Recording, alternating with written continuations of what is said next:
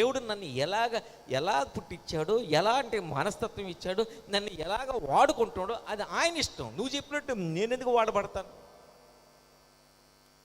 దేవుడు నన్ను వాడుకునే విధంగా నేను వాడబడాలి, అంతేగాని నువ్వు చెప్పినట్టు. లేదా అనేక సంవత్సరాల నుంచి పాస్టర్లు ఈ విధంగానే ఉన్నారు.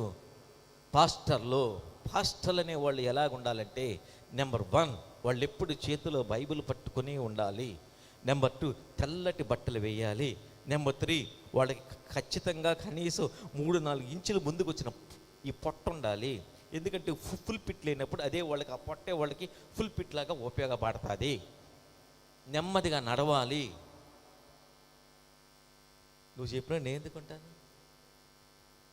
నన్ను దేవుడు ఏ విధంగా మలిచాడో ఆయన పరిచయ కొరకు అదే విధంగా ఉంటా. ఆ విధంగా ఉండగలుగుతున్నాను కాబట్టే నువ్వు రీచ్ కాని పెద్ద వాళ్ళని కూడా నేను రీచ్ అయ్యి వాళ్ళకి నా యేసయ్య గొప్పతనాన్ని నేను చెప్పగలుగుతున్నా.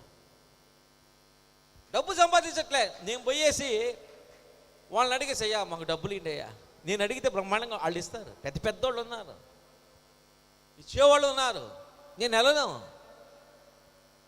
వాళ్ళకి దేవుడు అవసరమైనప్పుడు దేవుడు వాక్యం చెప్తానేమో, కానీ వాళ్ళ దగ్గర ₹1 వేల కోట్లు ఉన్న వాళ్ళు ఉన్నారు. నేను వెళ్ళి అడిగితే ఎవడు ఇస్తారు వాళ్ళు, కానీ నేను అడగను.